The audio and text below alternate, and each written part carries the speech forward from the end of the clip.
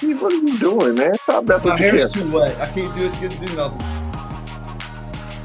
Oh my God. Steve got a mullet. I got a mullet. I'm gonna grow my hair out next time. Can you? Yeah. Maybe put a little grease on it. All right, good evening and welcome to SPORLITIKS, where sports and politics mix and mingle. I'm Stacey Johnson. Joining me tonight is Oguna, the Nigerian moderate Republican, Keith, the constitutional conservative, Stephen, the independent thinker, and my cousin Todd, who is always late. Dang. So what's up? Supreme Court rules for parents seeking aid from religious schools. New rules on transgender swimmers are now in effect. The CDC recommends COVID-19 vaccines for children as young as 6 months, and their parents are allowing them to receive them. Serena Williams is back. Todd will be talking about tennis. The January 6th committee is building a case with many testimonies today, as state Republicans say former President Trump wanted them to break the law to keep him in power and to keep him in office. It's the 50th year anniversary of Title IX. We'll talk about how that has affected some women. Congratulations to the Warriors on winning the NBA championship. Have you voted today? If you live in Washington, D.C., Alabama, or Georgia, you've got some voting to do.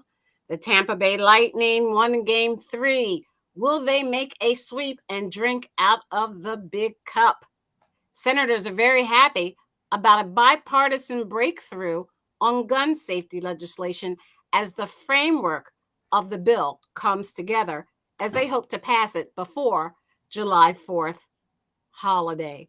That and more, if we can fit it in. First up, I think we'll go to the Warriors, and Aguna, you can discuss this, but let's watch this clip. Blue and gold confetti rained from the sky as the 2022 NBA champions Golden State Warriors paraded down downtown San Francisco. Steph Curry proudly showed off his first Finals MVP trophy, while other players like Draymond Green and Klay Thompson raising the Finals trophy they won in previous years. Then there were other players like Jordan Poole and Gary Payton II who gamely sprayed the crowd with water guns and even went down their buses to greet the fans up close. Tens of thousands of fans lined up the famous Market Street, stood on barricades, and even climbed up trees and street signs to get a glimpse of their champions. This Filipino family from Regina, Saskatchewan, Canada, now residing in the Bay Area, caught the attention of Canadian-born Andrew Wiggins. That's a really big honor for us because he's carrying the Canadian flag. And these Pinoys got a selfie with Wiggins and were even featured on his Instagram story. Great feeling. Right, thank you. Proud to be Filipino. There you go. And the party continued several blocks away at District 6, an outdoor market and entertainment venue created by film entrepreneur Anthony Schlander. So it means a lot to me that after the parade, there's about 1,000 people here. We're all celebrating, first, coming back together, second, the Warriors win, and man, it's just an amazing feeling. The official Warriors hype man, Franco Finn, says he was very proud of the Filipino turnout at the parade. Man, that parade was 80% Filipino, I swear, in San Francisco. So whoever was there, thank you, salamat. For those who are international, thank you. Being the first and only Filipino hype man, I wear this on my shoulders. This is for us. 75 years of the Warriors organization, this is their 7th title run. They had wins in Philadelphia, Oakland, and now in San Francisco. And the Bay Area is ready for more. I'm Mark Clark, ABS-CBN News in San Francisco.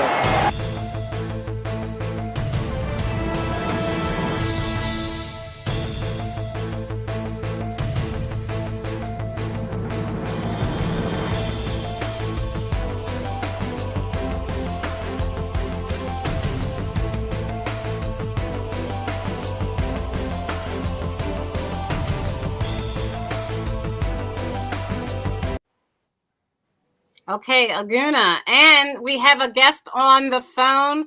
Nas is joining us on the phone. You won't be able to see him, but you would be able to hear him.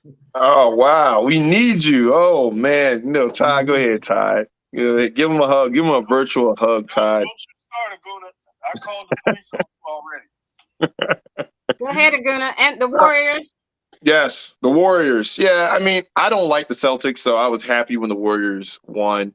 And it's interesting. They used to be called the Philadelphia Warriors. He just mentioned there's 7 titles. I believe 2 of those titles were in Philadelphia when they were the Philadelphia Warriors. So, yeah, I mean, Steph Curry did his thing. I mean, Game 5, I thought – Game 6. I thought Game 6, Boston was going to try to pull it out. But, Curry had, 34 points. Draymond Green, Klay Thompson stepped up. I mean, so you had a good spread of the wealth there to close out the series. And you kind of had the feeling that once Phoenix got put out, in the West, that the Warriors were going to be the team to beat.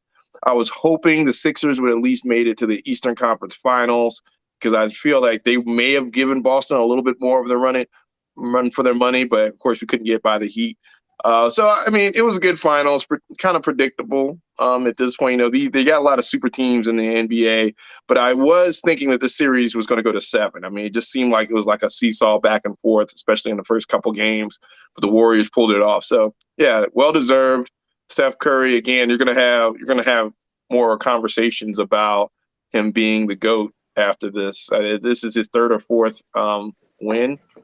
So yeah, I mean, and this is his first MVP. So yeah, he definitely carried a team to the championship, especially in the finals. Steven.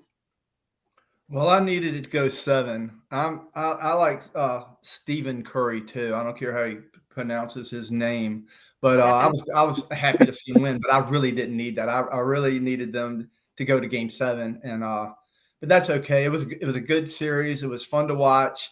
It was. How much money did you bet? A gentleman doesn't discuss his money. He's asking you. Oh, yeah. Yeah, well, you can make an exception. Not enough to lose the house, but one of my tool sheds is gone.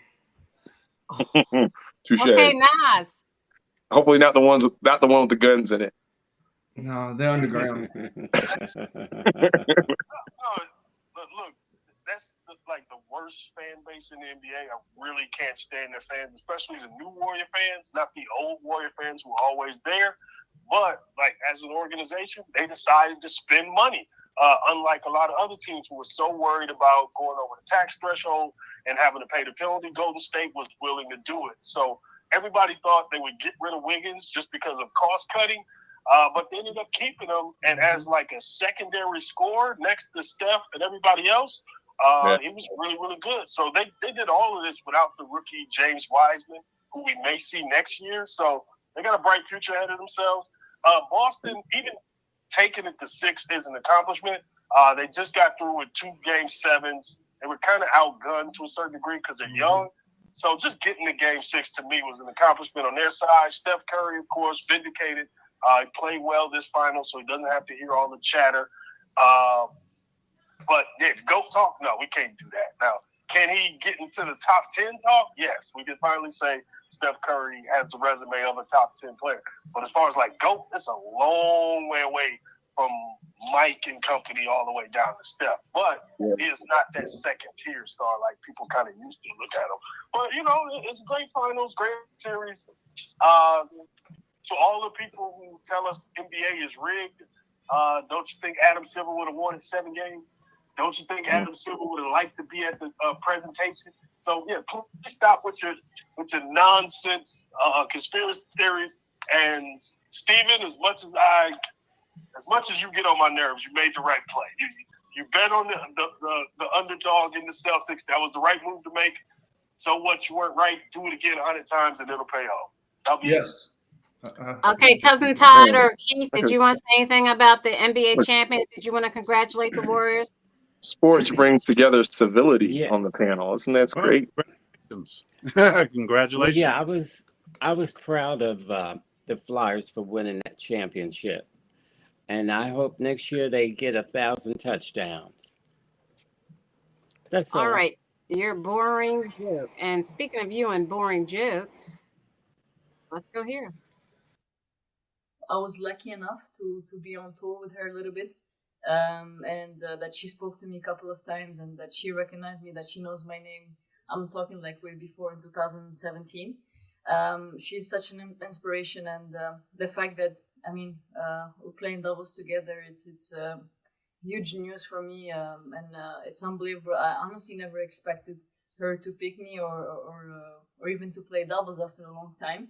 But I feel like I'm going way back, and all the memories of watching her winning a lot of Grand Slams is hope I'm not gonna make me too nervous, standing next to her. Eric, Venus coach, he's with her. He asked my coach if I was playing here, and if I would consider doubles. I don't know. I'm not a second to think about it. It's obvious yes. But yeah, I cannot wait to see her. I haven't seen her yet. Hopefully we'll get together and talk a little bit and see. Because I'm really pumped. I want to win this doubles, and why not win the title here?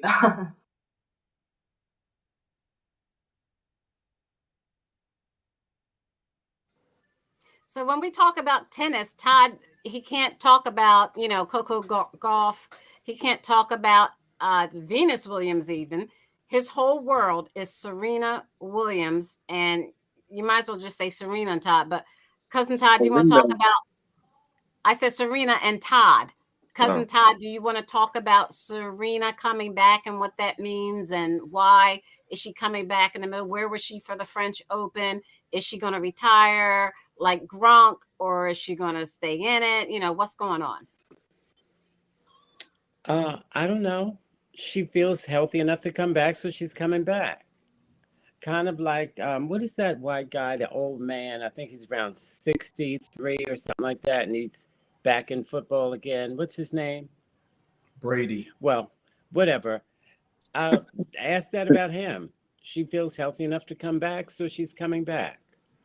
And she's I playing. think she'll do well. She's playing doubles only, Todd? No, ma'am. Okay, that's the impression I got from the thing. Brick house. A brick house. Okay, Nas. Wait, brick house. What does that mean? Keith is being a misogynist. It's a song from what the does that 70s. Mean, brick house. A song from the 70s. You're too young to understand, Todd. Nas, you want to comment on Cousin old. Todd and tennis? Hey, save it for your wife. Your wife is going to get you, Keith. That's what he wants. Yeah. Go ahead, Nas. No, the only thing I would say to Todd on that is the one difference would be the NFL doesn't mind if older players take certain things off the field, certain drugs. They tend to look the other way. While with the WTA and everybody else in tennis, Serena has to be careful, so it's really hard to do it as an aging player. So that would be the difference. Mr. Brady gets a shipment every month. Please believe it. That's a conspiracy. I know, it sounds like a conspiracy theory to me. Yeah, that's a conspiracy. Look at Akuna trying to get married to this duo. Hey, all right, Todd, I'm trying to live up TT hour here. Todd and tennis. This TT hour, we're trying to liven it up for you. You're welcome. You don't need any help. Yeah, because guess what? I'm bored. TT. And I stole that from Todd. Todd always says that, and I stole it from him. I'm bored. Yeah, look at these if you're willing to believe that a 49-year-old man is just drinking wheatgrass juice and eating fiber, and that's why he can play in the NFL, you go ahead and believe that. Sometimes children have to be told. What about the magnets? What about the magnets in the rim in basketball? So we could believe that and not that.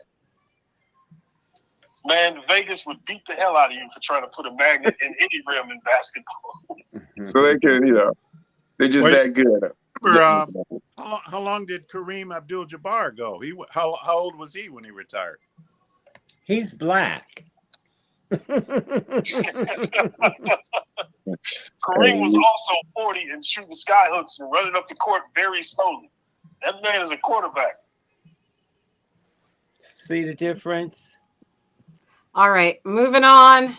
One of my favorite sports. Good morning. How about that game inside this building for the Tampa Bay Lightning beating the Colorado Avalanche 6-2 in dominating fashion? And it's exactly what this squad had to do after getting throttled 7-0 on the road in Game 2. It was the worst performance ever in the postseason, and this squad answers back in a big way. First, let's talk about who wasn't here.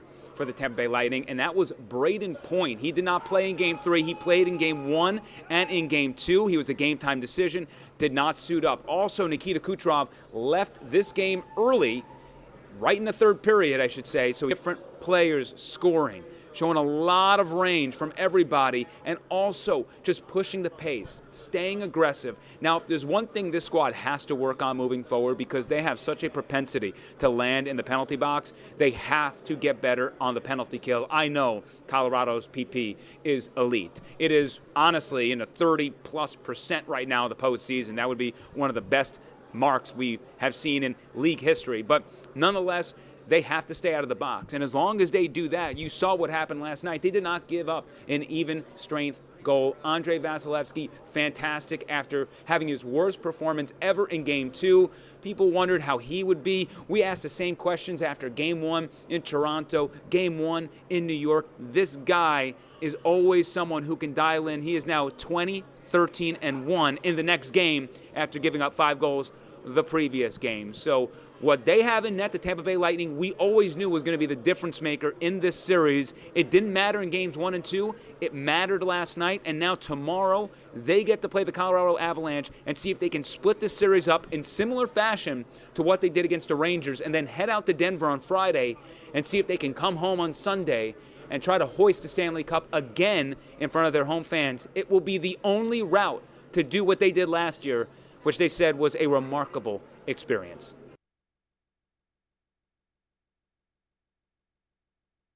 Yeah. Okay, Guna, do you want to talk about Tampa Bay, or do I have to? And so Tampa Bay is starting to become Boston South or something like that, where you got these guys going down there winning championship. They're going to be like the city of champions or whatever. Because last year the Bucks and the Lightning won a title, but yeah, I don't know any of these guys. You know, I follow the Flyers. I don't know Karuchov, Marone, all these guys, you know. But at the end of the day, I mean, again, it's finals hockey.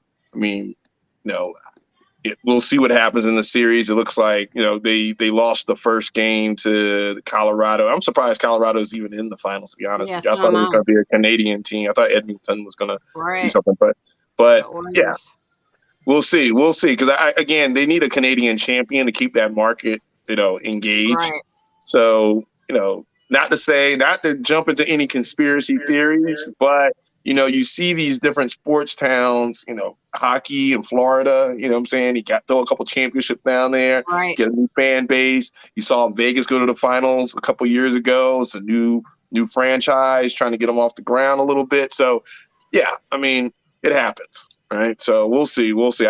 It would be nice for Tampa to go back-to-back, though. I think that would be good for the city. So, Cousin Todd, I must tell you, one player on the Tampa Bay Lightning is Pierre-Edouard Bellemare, and he looks like he's African-American, so I thought you'd want to know that. Steven, yeah, what did you think about it? He had no shots on goal. Avalanche won the first 2 games at home, and I got really excited about them. I was picking them to win, and then they went to Tampa Bay and lost pretty badly. Now they got to play in Tampa Bay again, and that makes me nervous. But it'll be tied up then, and then they split again, depends on how far it goes. I still like the Avalanche winning it all, but it's a good series. It's gonna be really tight, and I'm very tentative on my feelings about it because it could go either way. But I'm going to Avalanche. I don't want Tampa Bay to win. Oh man, they got to Stacy. There is plenty of black soccer players. Okay, Nas, any comment on Tampa Bay and the Avalanche? No, baseball.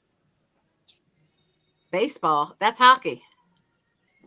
I said baseball Same difference. Is on right now. I'm watching baseball. Sorry. Okay. Didn't want to comment. You can't watch baseball until after the All-Star break. Right. Keith, any comments before we move on? No. All right. Nas, did you want to talk about? He doesn't know anything about football. You don't want to blame Hunter Biden's laptop? Nas, did you want to talk about baseball and how good the Phillies are doing? I don't think you want to have that conversation, Stacey. Things aren't going as planned in Philly, but good luck. I mean, they've been actually winning a little bit, but it does not by much. I mean, they had a 9-game winning streak a couple weeks ago, and then the wheels went off. So we'll see. All right. Baseball doesn't matter.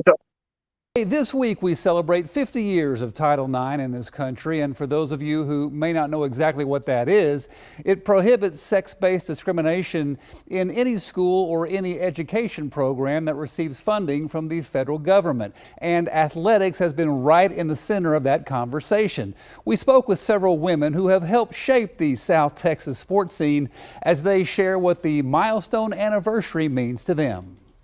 There's a lot of current student athletes who probably don't know a ton of the history of that, but I have benefited so much from Title IX. Honestly, it probably gave me the opportunity for myself to actually go to college on a scholarship, and gave me probably opportunities that I didn't realize it would have given me. Some of my high school buddies give me a hard time for not holding all the scoring records in my hometown, and I have to point out to them, but the woman who does, she only played offense on half the court. Yeah. I went to a very small 1A school, and then I went to a very big 5A school. And my 1A school, we did everything, and in my 5A school, we did nothing because they didn't have to. Missing out on those opportunities as a young athlete was tough. You had to search out opportunities to play. For me, I was a pre-Title IX baby, so I didn't have sports growing up. And I got into sports administration as fast as I could to help create these opportunities for other girls and women. As you go on the road in the summertime and spring evaluation period, you run into coworkers, you run into, to peers a lot. It's been interesting to talk to some of them about the impact of Title IX. Vivian Stringer retiring this year, and you reflect back on really what they did for women's athletics in general. I played sports before Title IX, but I grew up just south of here in George, West Texas, and folks there were so supportive of boys football and girls basketball and later volleyball. I almost felt like we started Title IX. It was not a political issue there. It was a sports issue for kids, and we were so fortunate to have that basis. Because of Title IX, my life has completely changed. And not just that, but generations from now is going to be changed because of my life and how Title IX has affected it. We've come so far with girls and women in athletics, but I feel like we have a long way to go still. So Vivian Stringer, I don't know if you all know, she's a female women's basketball coach in Iowa. She left my alma mater of Cheney University and went to Iowa and stayed there, and she's been winning like crazy. She retired this year. And I think, Title IX probably opened the door for her to be able to do that, as well as Dawn Staley, the legend, who played from Philadelphia, played for Temple, now is the head coach at South Carolina. Aguna, you want to talk a little bit more about the importance of Title IX? Yeah, I think it's important. I mean, it does give some emphasis on all sports, not just, the big money women's ones. basketball, Yeah, and I know lacrosse. Yeah, so it gives that opportunity, Soccer. and I think. And your daughter. I mean, let's talk about your daughter because of Title IX. Your daughter, she's a soccer star. She helped lead her team to their championship. Well, yeah, they didn't. Not almost, but no, she actually got pulled up the varsity. Again, they didn't get out of regionals, but they still were ranked 7th in the nation. So it was really hats off to those girls. 7th in the nation. Yeah. So it was a big deal. It just gives women athlete an opportunity again. Especially with some of these major schools where you sometimes they don't get the resources to the sports that they can play. So it also opens up the scholarship opportunities, the educational opportunities, those things for student athletes. So it's a good thing. I think it's important to actually level, not necessarily, you're leveling the playing field to a certain degree, but it also gives the opportunity because they earn these scholarships. They have to work hard. And a lot of times, you work hard throughout high school, but the school you want to go to doesn't have the athletic program that you want. So it limits your options from an educational standpoint. So by doing Title IX, expanding, by expanding the sports at schools and universities, that actually helps, give more opportunities and choices to women going to college. So it's a good thing. I think it's important. There are some, again, not necessarily saying there's equal, amount of investment in women's sports, but at least you have the program and the opportunities and things like that. So, and in smaller schools, they really support. I mean, you see where there's an outpouring of support, and like William and Mary, their soccer team now, their program is, they won the national title several times. So it's one of those things where, it is an opportunity for schools to get notoriety as well if they are invest in that sport and recruit, the top athlete. Keith, do you agree with the importance that Title IX played over these last 50 years? Yeah, that's fine. Yeah, not much. It's a no-brainer. I mean, what else could I say? It's wherever opportunity is there. I mean, the talent is certainly there. So why not give the opportunity? You got Absolutely. Women. Stephen. Did you say 15 years or 50? 50. I'm sorry, 50. I didn't know it was 50 years. Yes. Of course not. No, I didn't. I mean, I had no idea. I thought it was more recent than that. But yeah, I'm all for it. Nothing's negative about women getting the support that they need to do what they love. There's nothing wrong with that. I think everybody supports it. I don't know anybody that doesn't. Okay. Nas, Title IX. Yeah. I guess Title IX. I'll put it like this: the old Frederick Douglass quote, "Power conceives nothing without a demand." It becomes kind of hard to hear like the NCAA cartel kind of patting themselves on the back for Title IX when they had to be dragged kicking and screaming through multiple lawsuits in order to just enact that little part of equality. Right. So, yes, it's good.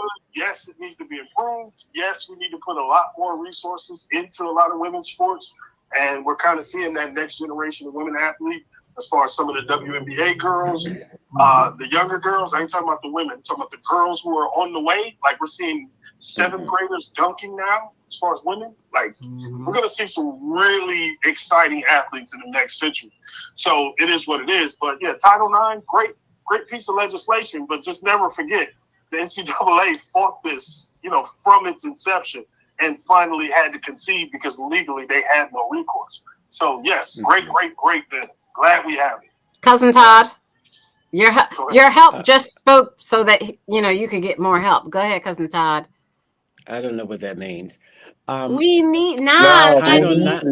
Oh my gosh. Can I get a word in without all this jokes? Title IX is just as important to women as affirmative action. Is to blacks? Is that how you want to finish it? No, ma'am. Well, you're a Republican, so I better explain. More white women benefited from affirmative action than any blacks. Surprise, Republican. So how does Stephen and Keith feel about affirmative action?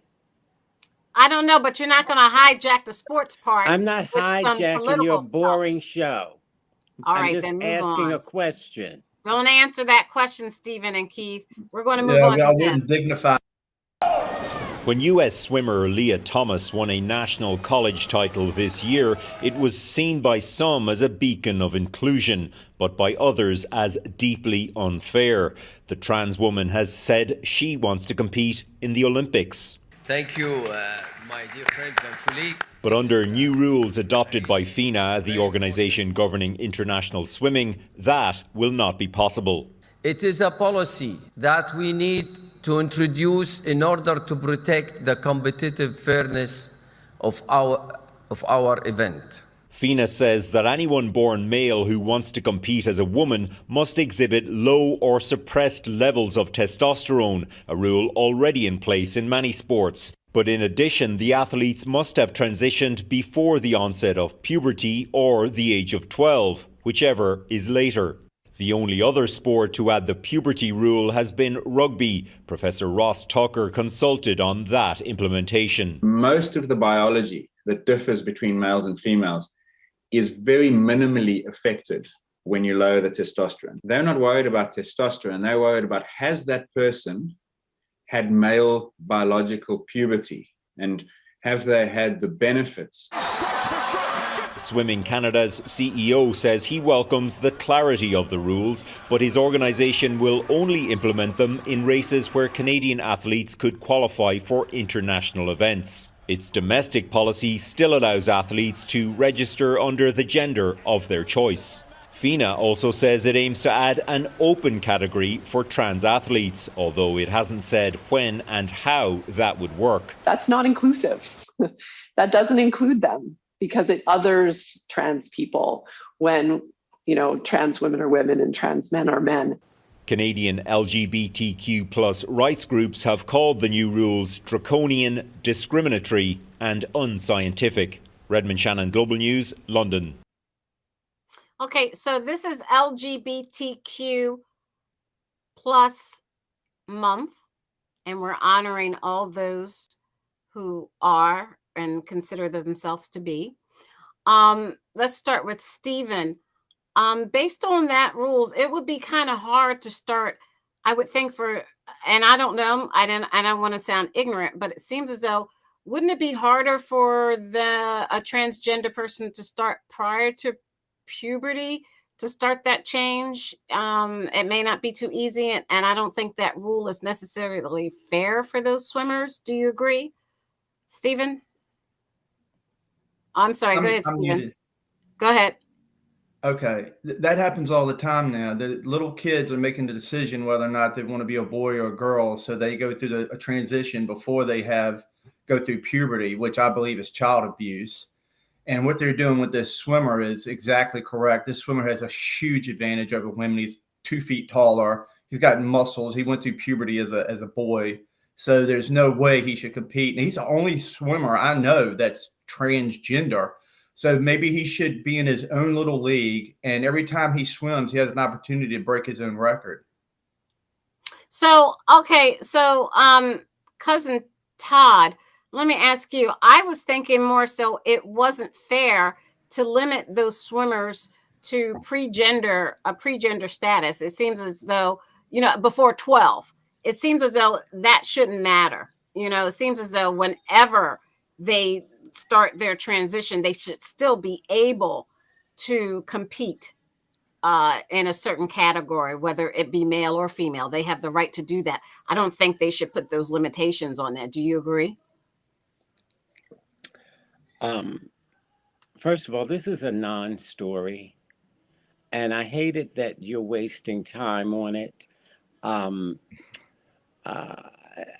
then for you to draw attention to, this is LGBTQ month, so you play this ridiculous story. LGBTQ plus. XYZ. So this story, Republicans try to make an issue out of non-issues. They did the same thing with the bathroom problem. There's going to be all kinds of rapes and all that kind of crap. Stephen remembers it because he and Keith used to discuss it weekly. There were rapes. And so now they're attacking transgenders. Now, though, I do think this swimmer has an advantage, but so what? I'm just not that interested in this story. And they try to make it seem as if every third person is transgendered. And there will never be more than 10 of them in the Olympics. So this is a non-story. Oh, you're stopping them from high school sports as if there's so many of them. You can count them on one hand. So it's a non-story.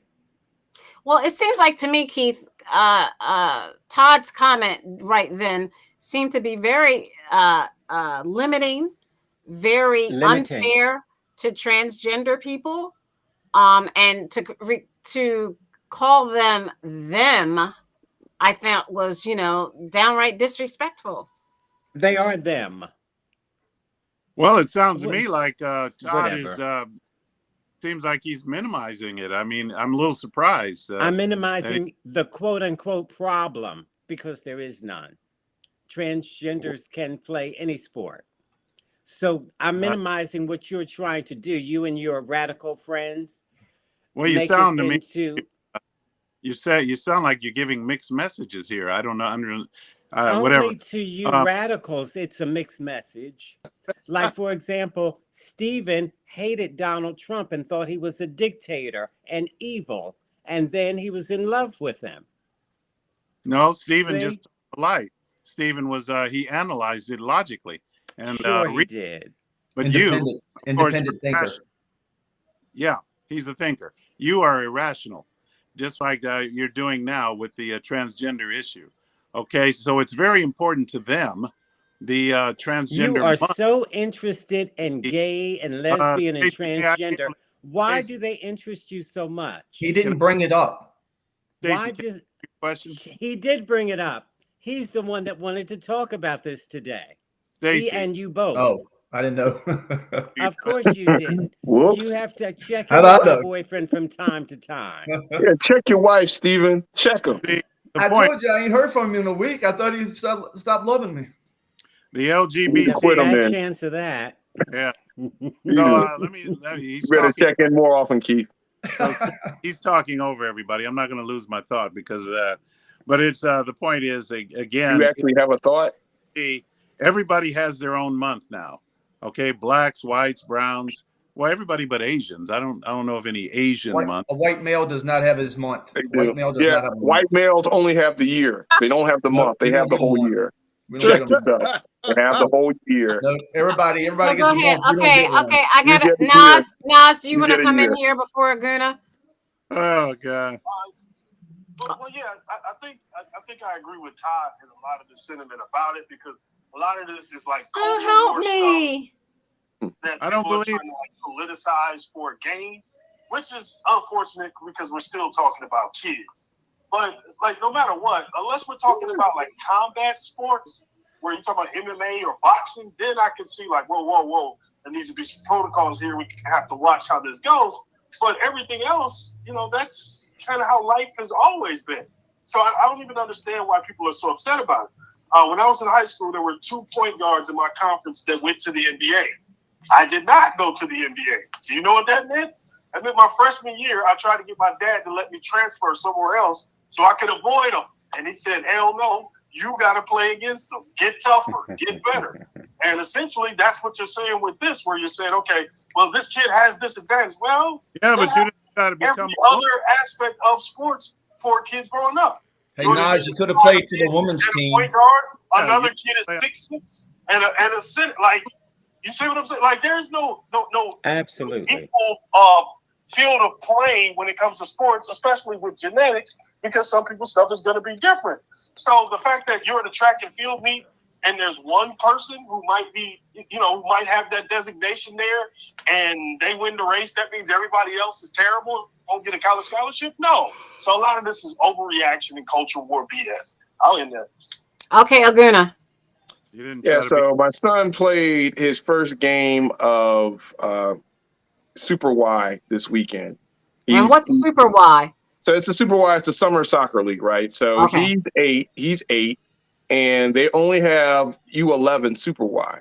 So he's playing against 11-year-olds. He's 3 years younger than a lot of these kids, right? Mm-hmm. So they went up there. They went to Loudoun County. They were playing in Loudoun County, Virginia. And we had some visiting players play on our team. Both were girls. So and they were 8 and 9-year-olds, right? So you had 8 and 9-year-old girls playing on our team as visiting players. Of course, they got destroyed. We got destroyed. We're a younger team, but they played very well. I mean, they played very well. They were holding their own against the boys. They were getting physical. They were still ball control.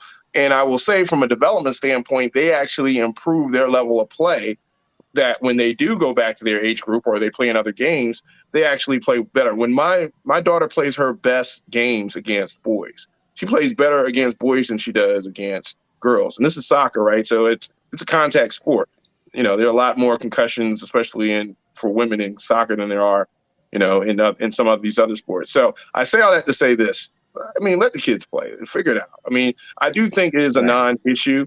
I'm not going to sit here and say, hey, my son needs to play on a girls' team or something like that. I mean, that's just being silly. These are kids. Let them compete. They'll get better. I do think that there are some gender neutral sports that can, that this goes out in the wash. And there are some other sports that may be a little bit more specific to males because it is a contact sport, because they're athletically better in those sports. And just play it out. I mean, look at tennis. There are tennis matches where you can play against gender neutral, where men can play against women and all this. It's just a matter of we as a society stop making this non-issue an issue. I do agree with that. Let's kind of move on from this culture war stuff, because it's the main reason why the Republicans today don't have a platform. They want to do this. They want to do this anti-woke stuff, which they're actually being more woke than the quote unquote woke people, because they're the ones trying to attack and project their views on them. So when your daughter goes to college, she's going to have to compete against a man that pretends to be a woman. You're cool with that? Well, there are a lot of colleges out there. There are a lot of colleges. She'll have options. I'm not stressed over that. Okay, so you wouldn't let that happen. She has options. She doesn't have to go to this one college where this person is competing against her specifically. That's a myth. That's a myth. That's that scare tactic that you always want us to be. Right? I have options.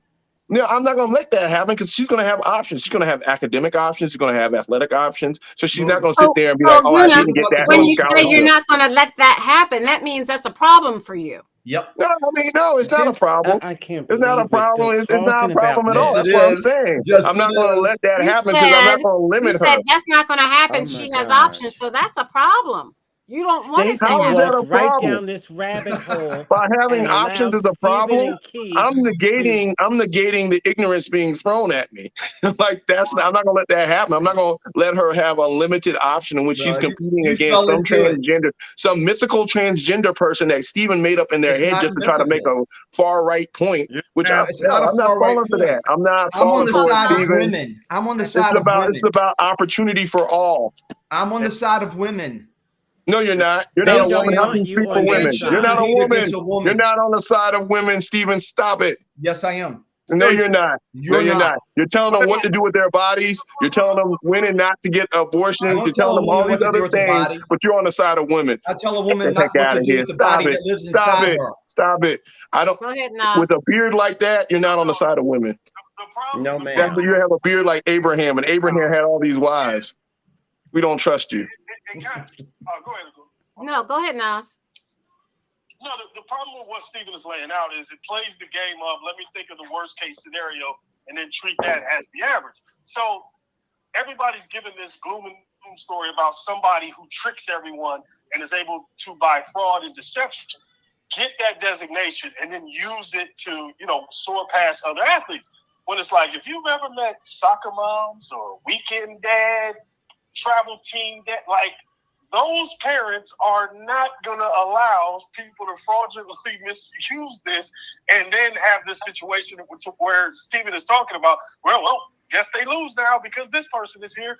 It's like, no, man, if somebody gets there, it's going to be a legit person who checks all the boxes on what it is to be, qualified as, I don't know what language you use on that, so I ain't going to say the wrong thing. But yeah, nobody's going to trick all the damn active student parents of athletes. Because if you know that group, they're really, really, really litigious. They're really, really, really angry.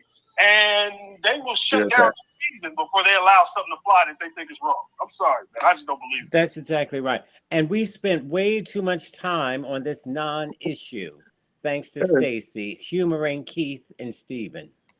The welfare. But first, after months of delays, the first preschoolers and toddlers can get vaccinated against COVID-19. Thanks so much for joining us. I'm Eric Perry. Christine Spiro is off. So this all comes as the FDA and CDC authorized 2 vaccines for all young children all the way down to 6 months of age. The Fox Medical Team's Beth Galvin is here with more on the first day of rollouts. Beth, a big step in the fight against COVID-19. A big step, and the first doses started arriving at Children's Medical Group in Decatur this morning. It was the Moderna vaccine, and they had to thaw it out before they could start giving it out. But by early afternoon, a preschooler named Nico was one of the first in line to get his first shot. Nico Civitello, who is almost 4, was one of the first 2 patients to get the Moderna 5 and under COVID-19 vaccine at Children's Medical Group in Decatur on Monday afternoon. His big brother got vaccinated on the first day he was eligible, and Nico's parents say they have been waiting for his turn. It feels great. Really excited for him, really excited for our family. I think it's great for everybody. It's going to be a little bit of a relief. We're still going to stay vigilant, mask when we can, and keep our distance, but this is, a huge deal for us. Children's Medical Group has ordered both COVID-19 vaccines authorized for children as young as 6 months, but has only received the Moderna vaccine, which arrived Monday morning about 48 hours after the CDC signed off on recommending both the Moderna and Pfizer vaccines for very young children after a series of delays in the review process. Pediatrician Dr. Jennifer Hsu says they have been waiting months for this day. Really exciting, really happy for the parents. Our phones have been ringing off the hook. I'm actually helping answer the phone sometimes, and parents are just giddy with excitement because their kids are finally able to get this layer of protection that they've been waiting for. Both vaccines are low-dose vaccines, with the Moderna vaccine requiring 2 shots given a month apart and the Pfizer 3 shots spread out over 3 months. Right now, this particular location, we only have the Moderna vaccine. A lot of parents are choosing that because it's a 4-week, so first one now, second dose 4 to 8 weeks from now, and so it's faster to get that protection. So we're seeing a lot of parents are choosing that. Some parents are just saying, I want whatever I can get my hands on, and that's totally fine. And Dr. Hsu acknowledges that her practice is in an area of Metro Atlanta where parents are really eager to get their younger children vaccinated. But she says she knows that's not the case in other areas. And polls nationally show only about 1 in 5 parents with young children plan to get them vaccinated as soon as possible. The rest plan to either wait or not vaccinate. And for parents who have questions about the vaccine, Dr. Hsu recommends talking to your child's pediatrician. And Eric, that's because your child's doctor is really going to know their health issues, best and how to best answer these questions. What about side effects when it comes to this vaccine? A lot of parents wondering what their child might experience when it comes to that. So there's good news in that. This is a lower dose than the older kids are getting, so you have fewer side effects. So the side effects mainly in the research trials were, some soreness or aching at the site of injection. Some children felt tired, a little bit achy after the vaccine, but typically those were short-term side effects, and they didn't see the heart issues that they've seen with some of the older kids. Beth Galvin, thanks so much. Sure. We appreciate it. Well, Fox. Okay, let's start with Keith. Are you hearing that are they allowing parents to have their children vaccinated out there in California? No, I mean, they're not. I don't think a lot of people are doing it. My nieces, 11 and 12, are not vaccinated, and the grandma will not let them get vaccinated at this point. Yet the grandma got vaccinated. I got vaccinated. That's as far as I go. Is what? How ridiculous! I'm not getting a 3rd or 4th or a 5th. Just got the 2 to keep my job, and now that I've retired from that job, I will not continue to get. That's not true. I don't understand how you can say that because it was not mandatory. Stacey, would you please mute Todd while I'm speaking, because I'm not going to let Todd tell you why I did something. I'm not going to let that happen. So I just want to let you know right now. Well, you lied and said it was mandatory. Said that it was mandatory, and it was at the time. So, I have proof of it, but of course you don't care about the evidence. You're like the January 6th crowd. But anyway, I just want to say that it just went completely, your point just got lost. One more thing before they interrupt me again, because I never interrupt them. But here's what I want to say. You want to hear this ignorance? I always wonder, I'm a little suspicious, and maybe Stephen can answer it. I don't know why they're so concerned about the life of these children when abortions. Oh, you're going to try to flip it. Abortion. Yeah, you think I'm flipping it, but life is life. You are. Go ahead. Life is life. If you care about life, then you care about life all the way. So, Stephen, maybe you can answer it. These guys are so dense. They don't really get it. They need to make billions more. They need to make a lot more money. Stephen is not going next. So who do you want to go to, Stacey? I want to go to Naz. Naz, do you want to address the children being able at this point, less than 5 years old, to get this layer of protection? Is it a good thing? Yeah, not only is it a good thing, but it's actually what has to be done. Like, if people are serious, especially about competing, and by competing, I mean globally. When you talk about India, China, and some of these other nations who've taken on the idea that, okay, we have to prepare ourselves for the next pandemic, or we have to prevent the next pandemic. They're doing their due diligence and doing their good works, while we're still over here fighting over the efficacy of something that is proven to not only be life-saving, but actually change the direction of a pandemic that was eating away at the world. So at this point, if you can't see 20, 30 years out that the continual bickering and all this other stuff you guys are doing, if you can't see what that leads America into, and I guarantee it ain't America first, if you can't see that, then I don't know what to tell you. But yeah, you have to prevent, you have to prepare, and this is a part of it. We don't need another global pandemic. So, Stephen, based on that, would you have gotten your son vaccinated if he was less than 5? Absolutely not. I've read too much research on it. It's not healthy. It's not good. The children don't need it, but every parent can do what they want to do. They can turn their child into a boy or a girl because a child at 5 years old says, I'm a boy. I'm not really a girl. And they can change their entire life, and they can give them drugs to change their sexuality. When a kid says, I'm a boy at 5 years old, and when a girl says, I'm really a boy, she could really say, I'm a princess. She could say, I'm a fire hydrant. I'm anything.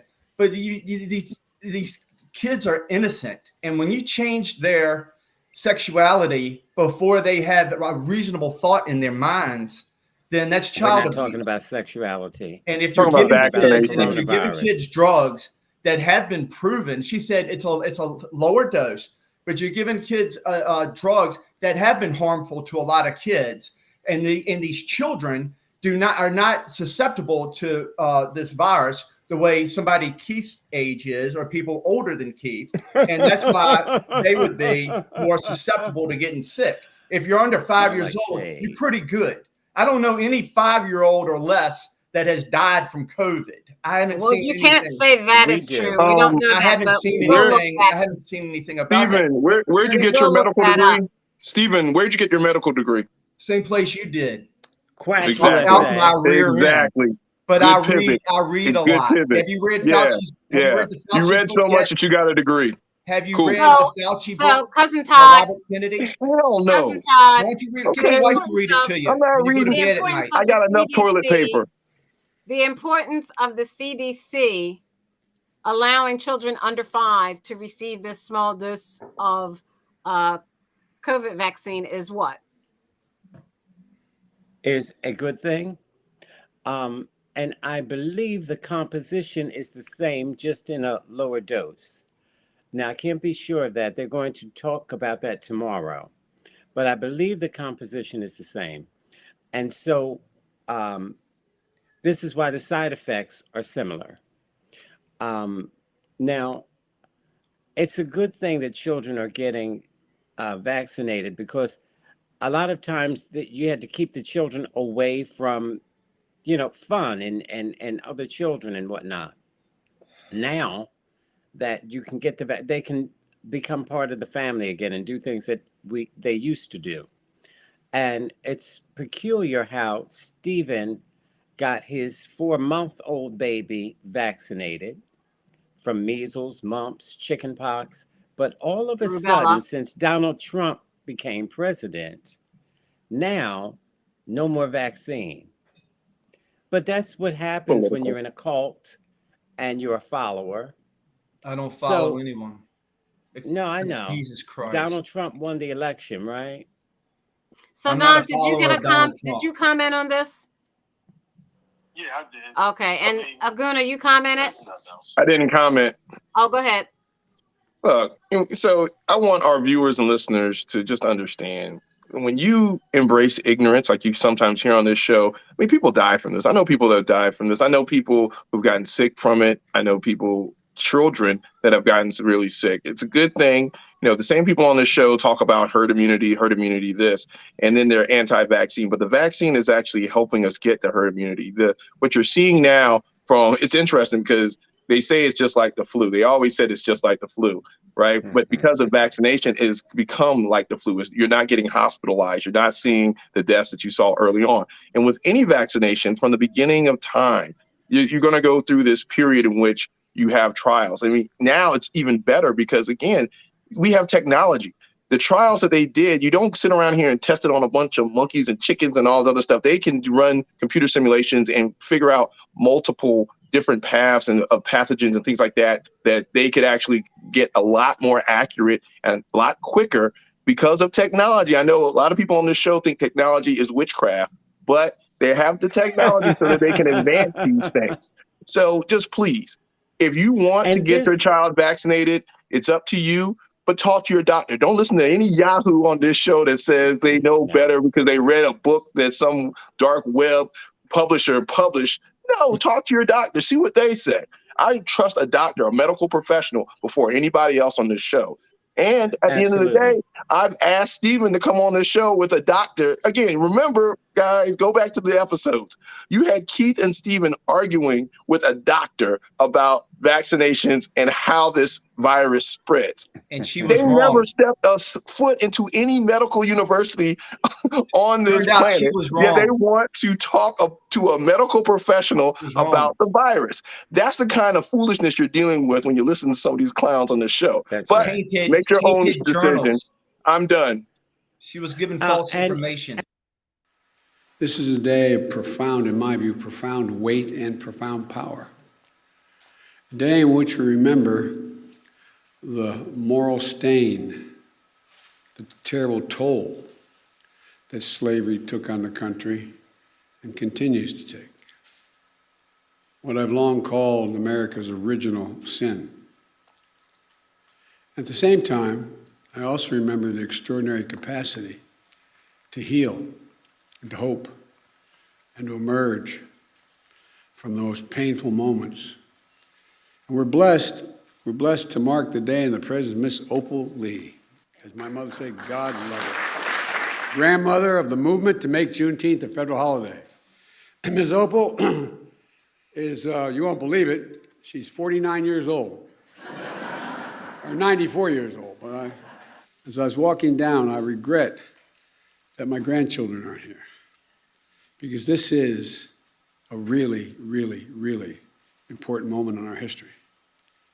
By making Juneteenth a federal holiday, all Americans can feel the power of this day and learn from our history and celebrate progress and grapple with the distance we've come, but the distance we have to travel, Jim.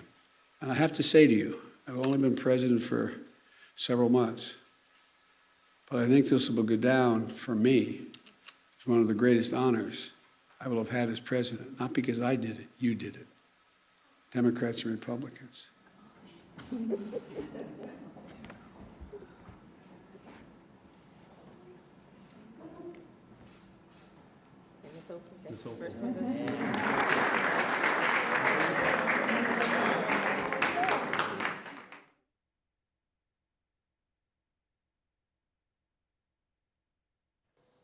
So according to this Axios.com article, wait a minute, I'm trying to read it here. Maybe I'll show it. Let me show it. Let me share the screen with you.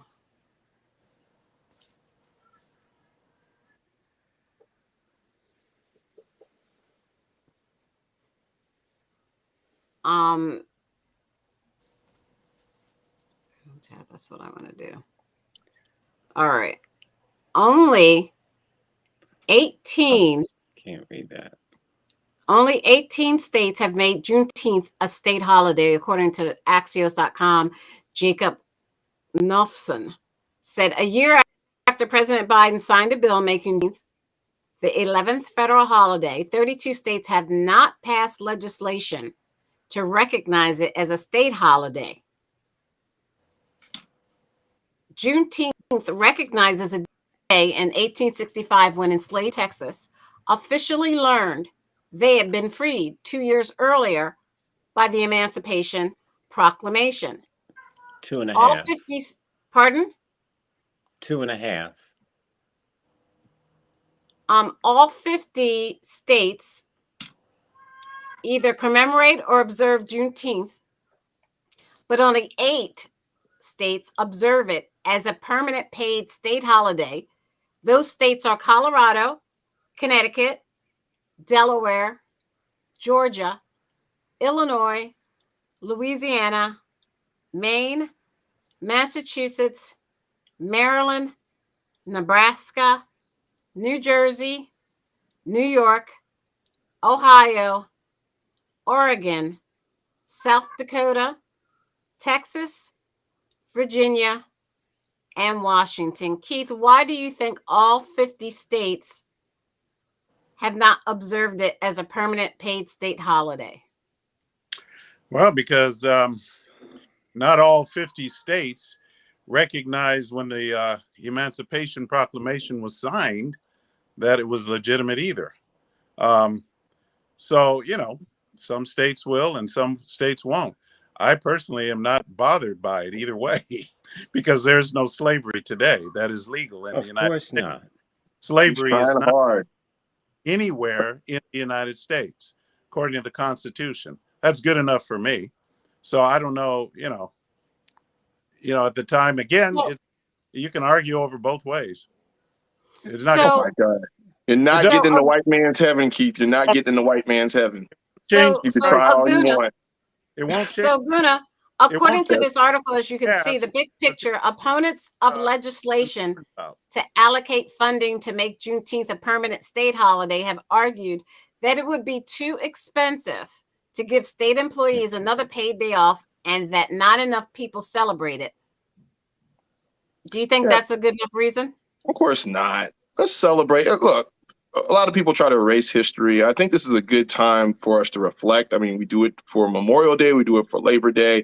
I mean, I'm putting this holiday right there after Christmas and Thanksgiving as a way to just talk about freedom. I mean, this is freedom under the Constitution, freedom under, it's one of those things where you can really see the powerful of history. You're talking about 2.5 years after the slaves were free. And you hear this babble that Keith is saying, well, there's no slavery today, all this other stuff. It's a holiday. You're supposed to reflect on a holiday. You're not supposed to forget your past because you learn from it. Therefore, you know how to help the future. And the thing about it is again, this is a bias. It's a political. It's all political. They're saying this garbage about how much it costs and all this. This political. It's because Biden did it. But at the end of the day, if you really peel back the onion and think about it, think about the role of government in the situation of the Emancipation Proclamation and the fact that Texas didn't let these enslaved people know that they were free until 2.5 years, because that's how hard they were trying to maintain their economy, maintain their supremacy, and maintain, their states' rights or whatever, that they went amongst great lengths to hide this from people. So think about the role of government in that. And this is why we need to control government. Don't let government control us. So it's actually a very constitutional conservative issue that we're talking about here. But because you want to make it political and you want to make it seem like these people, meaning Black people, are somehow being privileged by reflecting on a holiday of something that happened to them, all these years ago, somehow it's meaningless or somehow we shouldn't recognize it. It's nonsense. Let's celebrate it. We got the money. We have the technology to celebrate this holiday every year. Okay, so let me ask Stephen, if this is a federal holiday and the federal government has enough money to pay federal workers off, and it was worth it to supplement the economy of Texas for Texas to make money off of slaves for 2 years by telling them they weren't free, how can these states now say, oh, it's going to cost us too much money not to make this a federal holiday in our state? They gained the money when they didn't tell them for 2 years. Right. I understand. The U.S. doesn't have enough holidays. I agree a lot of what Aguna just said. And the states they're basically going to make up their own mind, like a states' rights kind of thing, and do what they want to do. And it's hard to pressure them into anything like that. But I don't have any problem with it. Anytime people can get a day off from work is a good thing to me. I don't have any problem. But I also want to say really quick, if I can, just to jump back a little bit, Robert F. Kennedy wrote a book about Dr. Fauci and Bill Gates, and he's been studying this. We're for not decades. interested in that. We have moved Wait a minute. on. You know what the Let worst thing it is? go, You know what they Stephen. What the did? You know hell what is they wrong did? with you, Can I speak? Stephen? Can I speak? You know what they did No, during we're not slavery talking about times? that. Let me speak. You know what they did during slavery times? They kept people ignorant, black people ignorant. They wouldn't teach them how to read. Now I'm encouraging everybody to read this book. It is factual. It's a 100%. If you read it and you come back to me and tell me you don't agree with me, that there's a problem going on, this has been going on for decades, Aguna. It was with the HIV, AIDS, and the drugs that they were pushing on people that were killing gay people.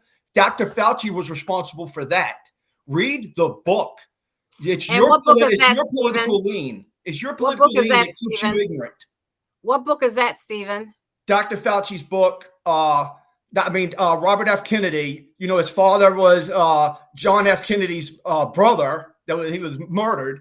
And it's Dr. Fauci and Bill Gates. I don't have the title in front of me right now, but it's about Dr. Fauci and Bill Gates. Everybody should read it. Then come back to me and tell me you don't agree with me. That there's something really wrong with Fauci and what's going on with these shots and these injections. And you talk about me giving my kids those shots before. There's a lot that's wrong. There's a lot that you have to look at. And a lot of things happen, like autism and other things that happen since children have been getting these shots. And all of it's about profit. And that's why they want these 5-year-olds and under to get these shots, because they want more money. Follow the money. Okay. You know that, Aguna. But if you want to stay ignorant, stay ignorant. Everybody listen to this. Okay, Cousin Todd. This is outrage. You are outrageous. You, not Keith and Stephen. It's you. Oh yeah, just bait and switch. It's me, right? Yeah. It's you. You allowed him said to all babble that. on, and then you would say to me, come on, hurry up. Can't take all day. When I say 3 words. That was the most ridiculous babble. We weren't even talking about that. You're right, talking Cousin about Todd. hijacking your You're show. out of time. He just he just hijacked the show and you allowed it. Now, I can't believe you did that. And Do then, you know what hey, you want to what's the say, name of or the do you book? just want to babble off about how frustrated you are? Do you have something worth it to say, Cousin Todd? Yes, I do. We're talking about Juneteenth. I wanted to ask a question, but I can't now because he's wasted so much of our time babbling on about nothing. But yeah, good. I wanted you to take that off the screen. Now, do you see what you got him doing? Do you see? This is all your fault, Stacy. So Juneteenth is important. Now, mind you, this is not what Stephen and Keith thinks is critical race theory. This is just a lesson about history.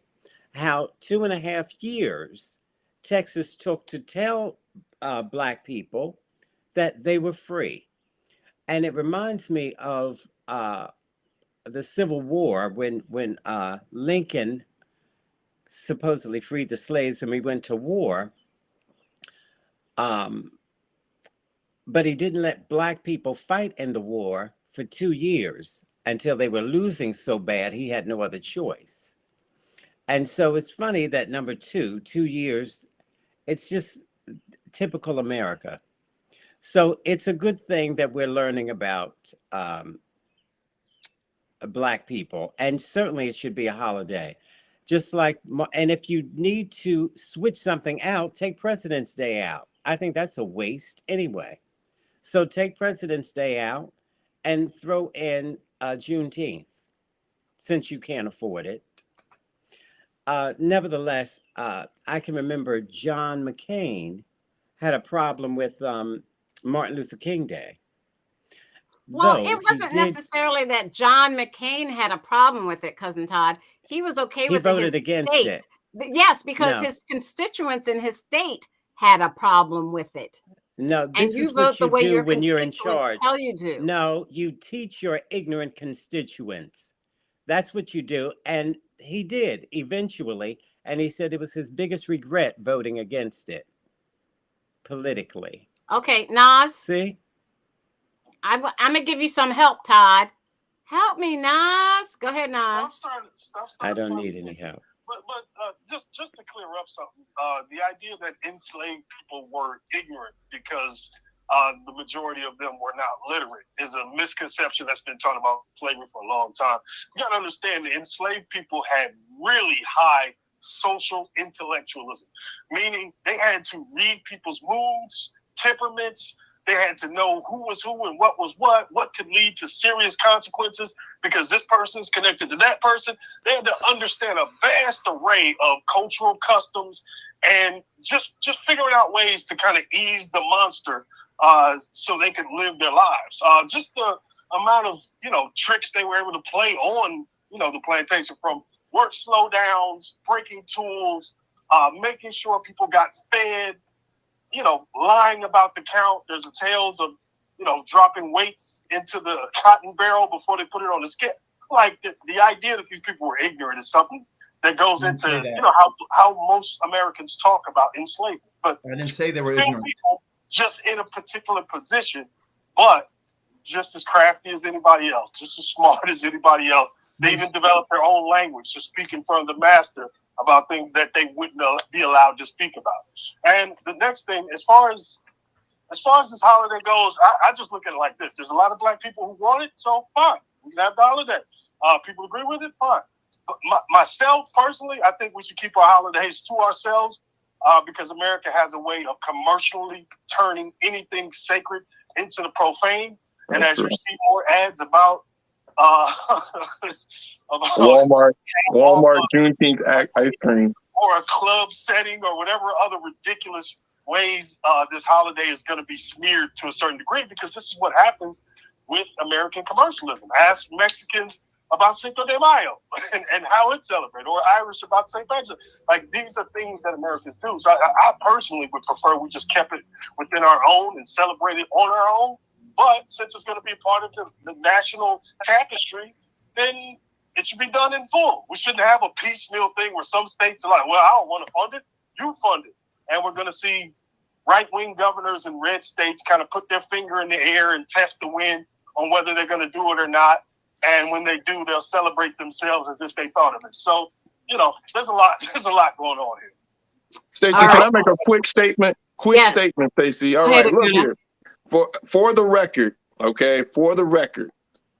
Stephen, you can do a lot of things, but you don't have the intellectual prowess, purview, or privilege to tell me anything about what enslaved people have done or went through at that time. My ancestors will haunt you in your sleep before you can tell me anything. Your ancestors are still slaving clear people. on that. Your ancestors, your people are still enslaving people. I said what I said.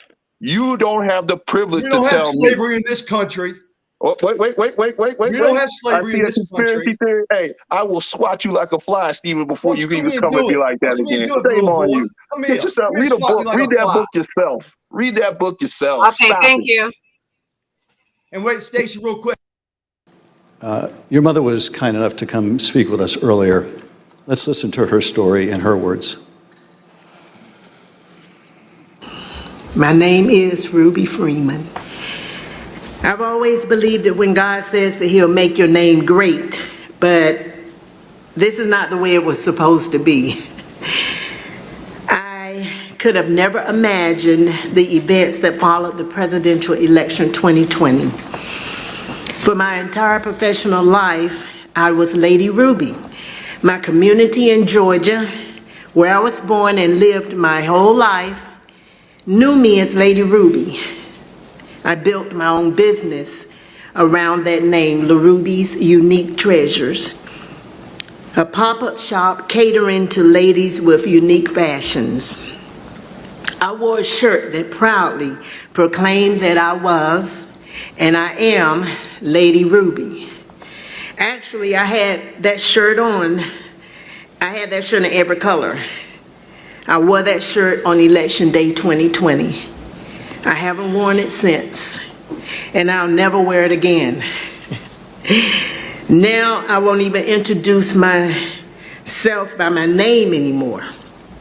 I get nervous when I bump into someone I know in the grocery store who says my name. I'm worried about who's listening. I get nervous when I have to give my name for food orders. I'm always concerned of who's around me. I've lost my name and I've lost my reputation.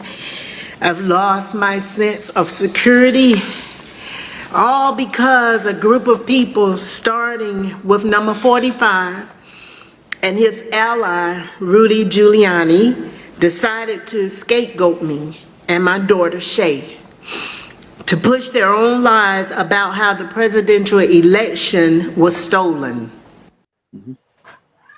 So let's start with Keith. Keith, have you ever worked the polls before?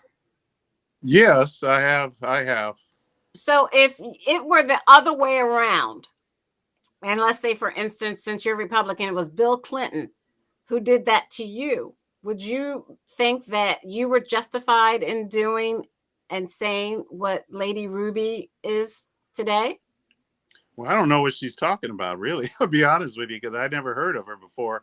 Of course you don't. First time I've heard of her. So move on. He doesn't know the story.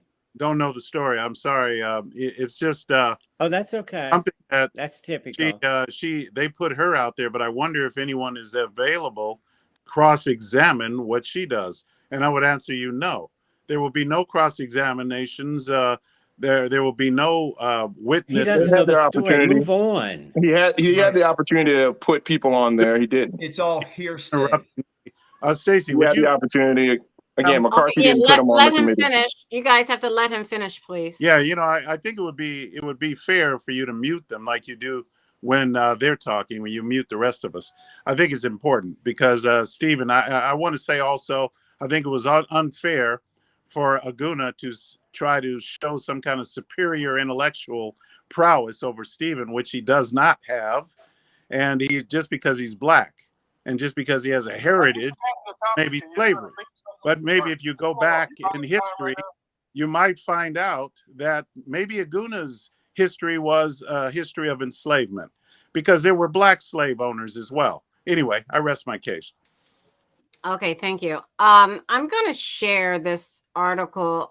Well, Cousin Todd, go ahead, Cousin Todd. I see your look already. Make your comment. Oh, my God. Yeah, because you let these people. Now, he just said, I don't know the story. You were supposed to say, okay, thank you, move on. He doesn't know. No, I was going to tell a little bit of the story, but you go ahead and tell the story, Cousin Todd. Well, he's pretending not to know the story. Of course. Or he found out these women were black, so he was totally uninterested. This is what happens when you hate your mother. So Donald Trump called this woman by name and her daughter 18 times, saying they were, they stole the election. They were cheating. They were taking ballots and feeding them into the machine, which was not true. And so they had people coming to their house, a mob coming to their house, threatening to kill them. I guess you don't know anything about that. And so this is a woman who worked the polls. That's a good thing. And her mother worked there. And they even had people going to her grandmother's house. This was beyond sick. Well, they were going to, Todd, why were they going? They said they were going to make citizen arrests. So they went to her door. They pounded on her door. She opened the door not knowing who it was. And they said they started pushing their way in her home, saying they were going to make a citizen's arrest because they believed her to have done what Todd says she was accused of. Exactly. And how unfair is that? These women are just working and they're being accused. And you don't get a lot of money for working polls. I don't know if any of you work polls. I've worked polls for free, not for money, but they do offer like maybe $40 for 12 hours or more. Yeah, you get paid for it. You get paid. You don't get a lot of money. It's your civic duty. It's a civic duty.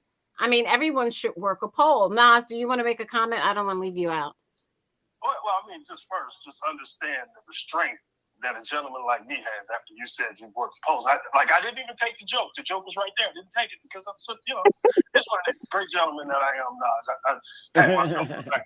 But no, this goes back to a lot of things we talked about on your show. Matter of fact, if you can go back in the archives of this show, you'll find certain people on this show actually tried to use that video as evidence during the conversation, saying that, see, this proves the cheating. That was Steven. Now, that video went around the right-wing blogosphere, got really popular and big, and that was how Rudy and Trump and everybody else latched on to it after it had blown up online between right-wingers who wanted to come up with some kind of explanation for their God King losing. So when you hear her speak, that's a bona fide church lady right there. And if you know anything about the Black community, people you don't mess with are a bona fide church lady or a respected elderman within the church. There was certain respect and a certain integrity within the community based on the relationships they have and the things that they've done. So when you see a woman like this who puts her own time into something because she wants to do her civic duty, and then you see raggedy YouTubers who know nothing about the election process, nothing about working the poll, they look at this video and reach their own conclusions. See, they're bringing ballots in there. They're stuffing ballots in there. Meanwhile, the person over Georgia election, Raffensperger, who had to do 100% thorough investigation because he knew his whole career, legacy, everything was on the line here. Will he uphold democracy or not? And even with the pressure of Trump calling and threatening him, telling them to find more votes and everything else, you can kind of see, like, wow, this man made a statement and he has people within his sphere who are so angry, so racist that they're willing to believe this and try to take out physical violence against a poll worker, an elderly church-going poll worker, because they watched a YouTube video and decided that this person was stuffing ballots in there. Now, we can have a conversation about if you wanted to steal an election, you damn sure wouldn't just stuff a bunch of ballots in one place, which would be stupid. We can have that conversation. But the more important conversation is how many right-wingers are being indoctrinated online on Facebook and YouTube. And you can see how dire and how critical these things can get based on these rumors catching fire. I'm in there. So, and they could have been killed just to end that. These women could have been killed. And for the president to get away with doing something like that, putting their lives in jeopardy, and nobody with any sense at all believes these women did that. What are you saying that President Trump told him to do that? That he organized a gang of people to go to her house and do that? Is that what you're saying? Listen at that. No, what happens when you tell him cues from others who told him that this false video was election fraud, but it's come to find out that not only did that not happen, he was told that it wasn't true and kept pushing and going with it because he had no other recourse because he had already jumped out and said put him in danger. So that's where you get the criminal element of it. But his supporters being criminals like that, yeah, no surprise. Well, there were a lot. That's why I want to talk about some of the takeaways from today's hearing for the January. Can I comment real quick before you go? Wait a minute. Let's hear this. I'm going to play this. At America's they got to play companies, these. Which comes? Wait all a the different minute. choices we So make deliver. your comments, Stephen. Yeah, for Todd, because he's an expert on this story. Was anyone arrested? Is there a police report, or is this just her word? If people break into your house and attempt to hurt you, they call the police, and people get arrested. And is any of that? You know any of this, or is this hearsay? Yes. So there is a police ma'am. report. Matter of fact, the Yes, FBI ma'am. stepped in and told her to There go. is a police report. They've called and they have, Okay, listen to this. When you call the police. Officials spanned numerous contested states, as you will see in this video produced by the Select Committee. My name is Josh Rosselman. I'm an investigative counsel for the House Select Committee to investigate the January 6th attack on the United States Capitol. Beginning in late November 2020, the president and his lawyers started appearing before state legislators, urging them to give their electoral votes to Trump, even though he lost the popular vote. I represent President Trump along with Jenna Ellis, and this is our fourth or fifth hearing. This election has to be turned around because we won Pennsylvania by a lot, and we won all of these swing states by a lot. This was a strategy with both practical and legal elements. The Select Committee has obtained an email from just 2 days after the election, in which a Trump campaign lawyer named Cleta Mitchell asked another Trump lawyer, John Eastman, to write a memo justifying the idea. When do you remember this coming up as an option in the post-election period for the first time? Right after the election. It might have been before the election. Eastman prepared a memo attempting to justify this strategy, which was circulated to the Trump White House, Rudy Giuliani's legal team, and state legislators around the country. And he appeared before the Georgia state legislature to advocate for it publicly. But you could also do what the Florida legislature was prepared to do, which is to adopt a slate of electors yourself. And when you add in the mix of the significant statistical anomalies and sworn affidavits and video evidence of outright election fraud, I don't think it's just your authority to do that, but quite frankly, I think you have a duty to do that, to protect the integrity of the election here in Georgia. But Republican officials in several states released public statements recognizing that President Trump's proposal was unlawful. For instance, Georgia Governor Brian Kemp called the proposal unconstitutional, while Arizona House Speaker Rusty Bowers wrote that the idea would undermine the rule of law. The pressure campaign to get state legislators to go along with the scheme intensified when President Trump invited delegations from Michigan and Pennsylvania to the White House. Either you or Speaker Chatfield, did you make the point to the president that you were not going to do anything that violated Michigan law? I believe we did. Whether or not it was those exact words or not, I think that the words that I would more likely use is we were going to follow the law. Nevertheless, the pressure continued. The next day, President Trump tweeted, quote, "Hopefully the courts and/or legislatures will have the courage to do what has to be done to maintain the integrity of our elections and the United States of America itself. The world is watching." He posted multiple messages on Facebook listing the contact information for state officials and urging his supporters to contact them to, quote, "demand a vote on decertification." In one of those posts, President Trump disclosed Mike Shirkey's personal phone number to his millions of followers. All I remember is receiving over just shy of 4,000 text messages over a short period of time, calling to take action. There was a loud noise, loud consistent cadence of, we heard that the Trump folks are calling and asking for changes in the electors, and you guys can do this. Well, they were believing things that were untrue. These efforts also involved targeted outreach to state legislators.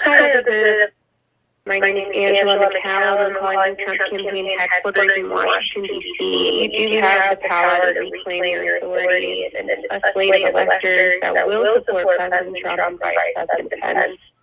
From President Trump's lawyers and from Trump himself. And I've become friendly with legislators that I didn't know 4 weeks ago. Another legislator, Pennsylvania House Speaker Brian Cutler, received daily voicemails from Trump's lawyers in the last week of November. Mr. Speaker, this is Rudy Giuliani and Janet Ellis. We're calling you together because we'd like to discuss, obviously, the election. Hello, Mr. Speaker. This is Janet Ellis, and I'm here with Mayor Giuliani. Hey, Brian, it's Rudy. I really have something important to call to your attention that I think really changes things. Cutler felt that the outreach was inappropriate and asked his lawyers to tell Rudy Giuliani to stop calling, but Giuliani continued to reach out. I understand that you don't want to talk to me now. I just want to bring some facts to your attention and talk to you as a fellow Republican. On December 30th, Trump ally Steve Bannon announced a protest at Cutler's home. We're getting on the road and we're going down to Cutler. We're going to start going to offices, and if we have to, we're going to go to homes, and we're going to let them know what we think about them. There were multiple protests. I actually don't remember the exact number. There was at least 3, I think, outside either my district office or my home. And you're correct, my son, my then 15-year-old son was home by himself for the first one. All of my personal information was doxed online. It was my personal email, my personal cell phone, my home phone number. In fact, we had to disconnect our home phone for about 3 days because it would ring all hours of the night and would fill up with messages.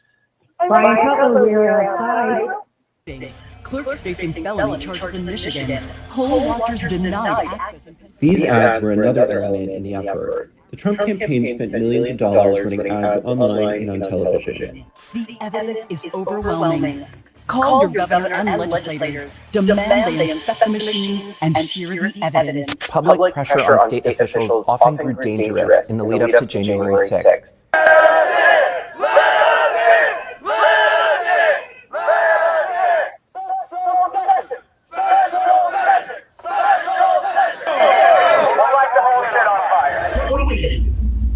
What can you and I do to state legislature besides no?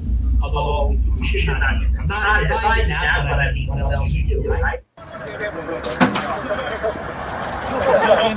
punishment for treason is death. Now, this is very scary. And I would think that fire and flood filters, I could trust that I was finding a place that felt. I'm sorry, this is very scary. And I would think that the poll workers who don't have any type of protection, Aguna, they don't have any type of security, and they have people like that coming to their home, that's life-changing, isn't it? And isn't the January or is the January 6th committee really laying a case down totally against Trump and not necessarily those people who worked for him? Yeah, because you know, it's interesting because Trump was all against any Republican participation with this committee. He said, hey, we don't need any representation. You saw where the 5 names that McCarthy submitted, Pelosi accepted 3. Jim Jordan, who's probably was going to be subpoenaed to come testify, she rejected those 2 names. And because she rejected those 2 names, all 5 were not. McCarthy didn't want to put all 5 on the committee. So then you fast forward now where you're seeing all this evidence of people. These aren't Democrats. These are Republicans that are testifying and poll workers. These are elderly poll workers. I don't think of the poll worker at my precinct. You know, these are retirees. They're not trying. They're not trying to steal anything. They're trying to do their civic duty. And you see what happens when the president or the former president of the United States called this woman out by name, knowing that it was a predominantly Black precinct in Fulton County, because he knows that his supporters would try to support this conspiracy theory. Again, he knew that there was no part of election fraud. You look at all the Texas. He raised over $250 million for his defense fund, which is outside of campaign finance. You know, so he raised all this money. Think about $250 million to all our listeners and viewers. $250 million to hire a defense attorney to find out where election fraud is and to bring up evidence. And with that $250 million, you couldn't present one lick of evidence in any of these different circuit courts around the country. Again, they knew it was fraud. They knew it was a grift, but they wanted people to be focused on that so much, more so than Trump not winning the election, because he wasn't not only qualified for president, he didn't make the case to win re-election. And these are states, even if he won Georgia and Arizona, he still would have lost. In fact, Wisconsin, Michigan, and Pennsylvania have more registered Democrats than Republicans. So those are states that the Democrats just had to get out the vote to win. It was no hundreds of thousands of votes that weren't counted or anything like that. So you saw what happens. And my last closing statement will be this. You saw Trump. You saw the people that Trump hired. You saw how he turned on everyone, including Mike Pence. For all you people out here who want to justify and say that Trump did this, Trump did that, these are people he knew and were close to him. What do you think he's going to do to you, the American people, who he doesn't know? He's going to do even worse than you, because he's turned on all the people that were close to him. Okay. So, Stephen, my question to you is, you see that they are showing some sort of proof that these things happen. How can you still believe that the election was stolen? Because there's media suppression. There's rhinos. This is a kangaroo court. A lot. How many courts? Over 60 courts. Mute them. When the right wins 2022, then we're going to have real investigations about what went on during the election and January 6th and everything else that's involved. And the funniest thing is the left is playing checkers. The right is playing chess, and y'all fell into the thing. All you're doing is alienating the American people that are decent people on the left and the right. You're alienating everybody because you got tunnel vision on Donald Trump. Okay, Guess what? so I'm running out of time. We don't care about Donald Trump. We don't need Donald Trump in time. 2024. That's where you're screwing up. Okay, Keith, I'm running out of time. I want to get Keith's comment. Wait, and Keith, then wait, Nas. no, you can't put two crackpots on at the same time. Keith, you have to just give right. one. We're right. Keith, Back to back. You're We're wrong. getting you see the DeSantis. proof that DeSantis. the January 6th committee is providing as they lay out their case. How can you still believe that A hot turd the election was stolen? You should run then, Stephen. I'm just kidding. I can't hear you, Keith. You put yourself on mute. You're not on mute. I want the audience to acknowledge every time Stephen and I speak, we get interrupted. Every time they speak, these guys, leftists speak, Stephen and I are quiet for the most part. I've seen that happen today. Anyway, just an observation. But to answer your question, Stacey, it's interesting to note that you're only hearing one side. You don't hear any cross-examination, which is what it's supposed to be. The Constitution gives the right to bear witness with the other witnesses. In other words, you got to be able to face your accusers, and no one is facing their accusers. These people are sitting here accusing everybody, but nobody is able to face them, like Jim Jordan and so forth. Liz Cheney is a rhino. Obviously, Liz Cheney should be a Democrat, but she's a Republican by name only. So that's just an observation on that front. And to answer your question further, I would say that Dinesh D'Souza came out with a documentary that was quite factual, and people testified, but they cannot go into court because there is no court. There is no judge who wants to hear it. So all of these things are signs that our system has failed us in the Fifth Amendment, the right, no person shall be denied life, liberty, or property without due process of law.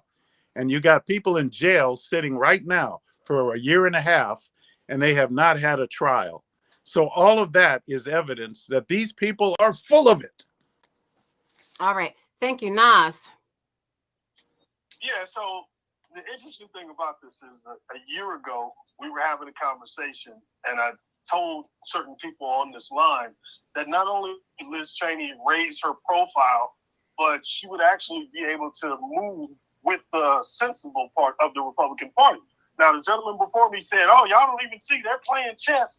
Oh, you guys so worried about Trump. Well, what you actually found out when we did the autopsy on the election was there were a lot of Republican moderates and centrists who decided they would just vote down ballot, or they decided to sit the election out because they didn't like Biden and they were tired of Trump and his antics, the lying, the stealing, the cheating, the constant gaslighting every day, the fact that the president became like this WWE sideshow.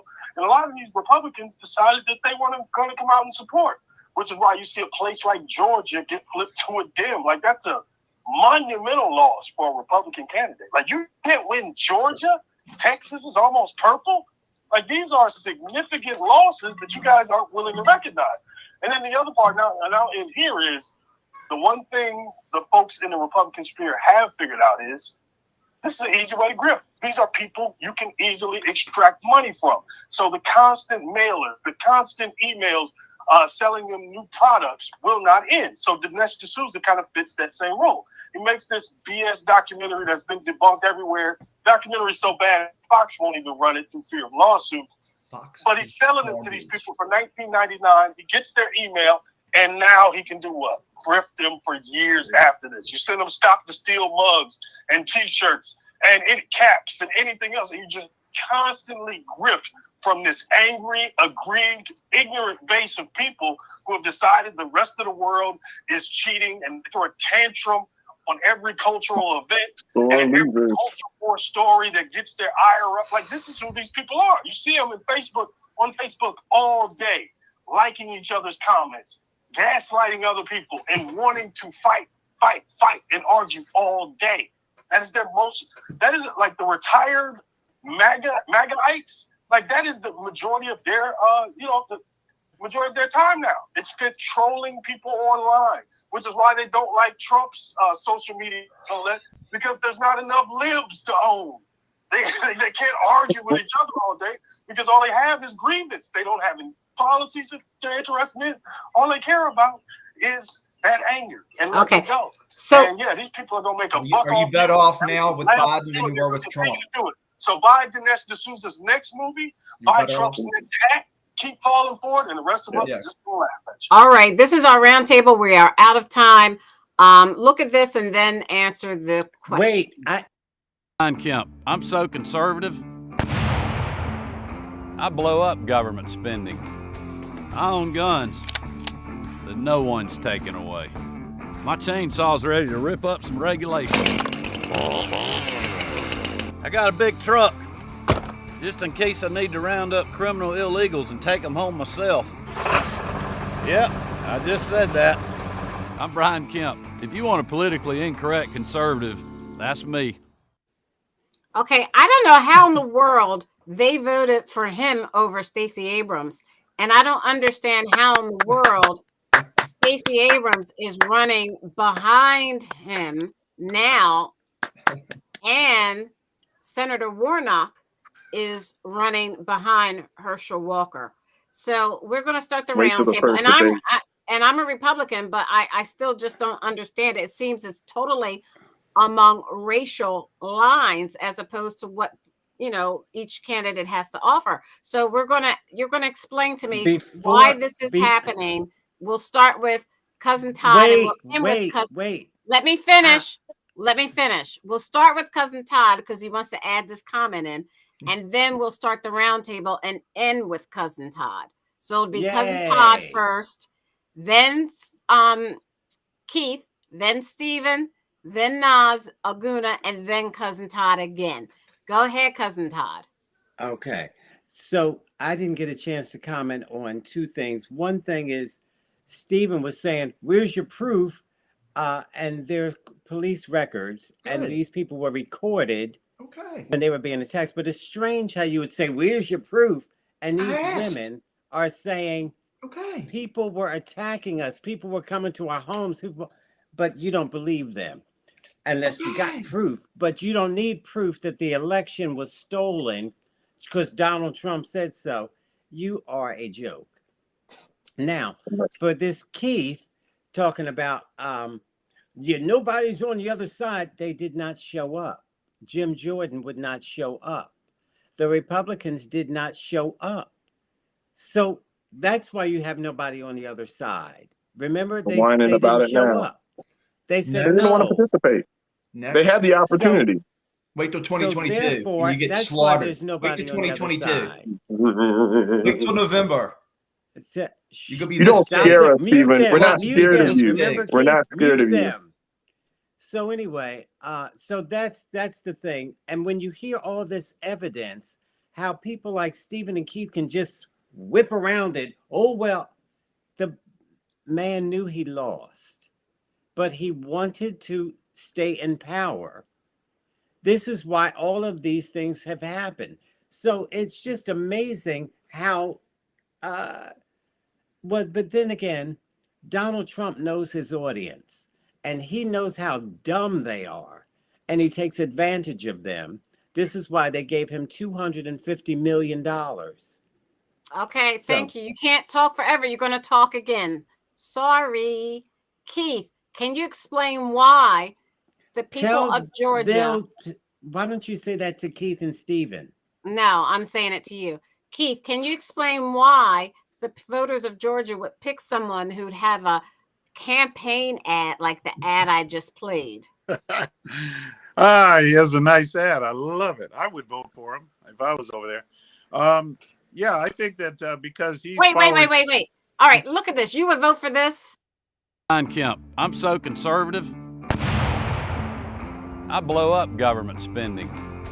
I own guns that no one's taking away. My chainsaw's ready to rip up some regulations. I got a big truck, just in case I need to round up criminal illegals and take them home myself. Yep, I just said that. I'm Brian Kemp. If you want a politically incorrect conservative, that's me. You said you vote for someone just like that. He said, yeah, I said it, and I'm a He knows politically his incorrect audience. conservative. At the drop of a bucket, I'd That vote means for he could say anything about and to you, Keith. No, I'm not. First of all, I'm not an illegal alien, and I'm not an illegal Yeah, alien. but he thinks you're a nigger. Can you shut up? Same difference. I didn't see that in the ad. If he's going to interrupt, we'll not get to him at the end. He won't have a chat. He won't have time. Yeah, let's fill up. So you better let me talk and finish. All right. I would say that yes, I would round up illegal alien criminals and send them back or take them back. I like that. I would blow up federal spending. That's too much. How do you blow it up? You stop it. That's how you do it. I would take a chainsaw to regulations in a minute, because regulations are what's destroying us. And that's what Biden is all about. And that's what Trump cut. Oh, whoa. I'm about to knock my camera off. Woo! I'm excited, man. So I would do that. Yes, I would get regulation and, take it out of the way. Yes, I would vote for that. And I just want to say that also, I guess that's about it. Thank you. I love it. This is Stephen. It's Georgia. It's not New York. I mean, people in Georgia, there's a lot of rural people in Georgia, and they appreciate something like that. And what Keith said is valid. What he said was valid. But if I could real quick, I wanted to do this in Stacey. I wanted to do this in sports. But my favorite boxer and his style is Mike Tyson. I'm his age. Ever since before he was a pro, I was Mike Tyson fan. I learned something about him this week. I had no idea. I wondered if y'all knew. Do y'all know what Mike Tyson's brother does for a living? What does he do? Anybody? Because it's been kept quiet all this time. He's a brain surgeon. Whoa! Who knew? And they came from the projects or whatever. They were very poor. And Mike went a different way. Mike was fighting fights at 9 years old and winning fights, and they were bringing in people to fight him. So he had like 400 fights before he was even a real amateur or something. But that's why he went that way. And his brother said, he thinks his brother's kind of a strange guy. He's not. They don't run in the same circles. And I guess they try to keep it quiet. Steven. I don't know, but I thought that was very interesting. And he had a sister that was a teacher, and she passed away. Yes, ma'am. Okay, you got to finish because we're out of time. I'm out. Okay, thank you. Nas. Yeah, well, I mean, that ad kind of reflects how the game is played. Like, if you're in a racist area, you want to appeal to racists. Now, I'm not just going to throw that on the rural people of Georgia, the uneducated or poor racists who are in Georgia. No, it's also some wealthy racists in Georgia. There's some college graduate racists in Georgia. But he knew he could appeal to them in that way, and it worked for him. So that lets you know one thing. But the other part, and I just find this really, really strange, that anybody would take that as a legitimate ad for anything that wasn't like a high school election or something like that. Like, this is a legitimate election in the United States, and this grown man is tooling around in his truck, mimicking as if he's going to arrest somebody. So, it is what it is. But again, this goes back to what I was just telling you a few minutes ago. They realize they got a group they can riff from, and they will continue to do so. You just heard these people. Keith could barely take on the video and just said, yeah, I'd do it. And then he started listening to things Brian Kemp already said. And Steven started talking to Mike Tyson because he didn't want to engage. So that lets you know, man, this is the level of intellectualism over there. Sad. Yeah, but I don't understand, Aguna, how he could still be leading Stacey Abrams and how Herschel Walker, who has no experience in public office, could be leading Senator Warnock. Yeah, I mean, it comes down to ignorance. I mean, at the end of the day, those who would watch an ad like that and take it seriously and not say, okay, how are you going to do those things? I mean, he's saying he's going to I'm going to take this chainsaw to regulations. Okay, what regulations are you talking about? What regulations in Georgia? I mean, you're going to take labels off of bottles so that you don't know what's in them. That's regulation. What regulations are good? Which ones you're talking about? Doesn't go into detail because, again, the base doesn't care. They just want to see a comical, train wreck of a clown show of that commercial and then react to it. And again, I mean, if you go back to what's going on in Georgia around the country, you hear it on this show. It's they win, you lose, we win, you lose. But what happens is America loses. There are two parties in this system, and a lot of people on the show want to put a party or an idea or a side before the country. But you realize that in these elections, once you win, you have to govern.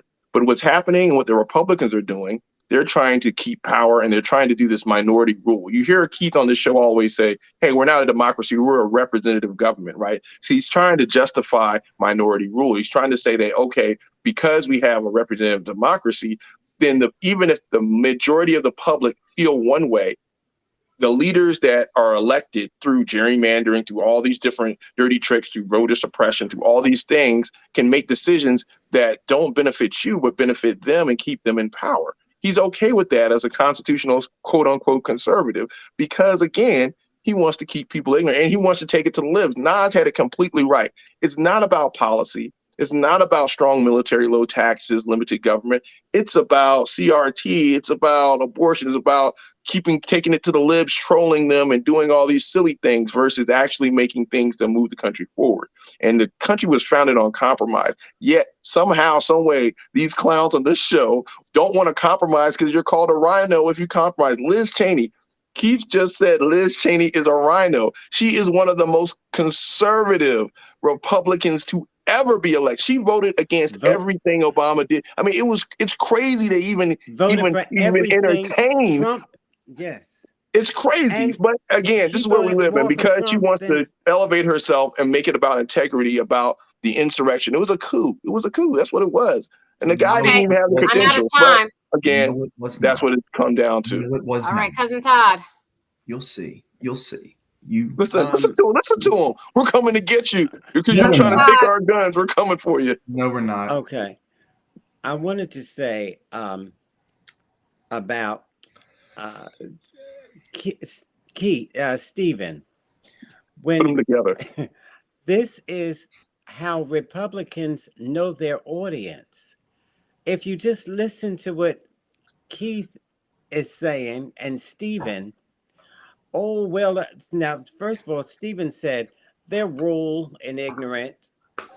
No, I didn't. And so... No, I didn't. This is why that commercial appeals to people like Keith.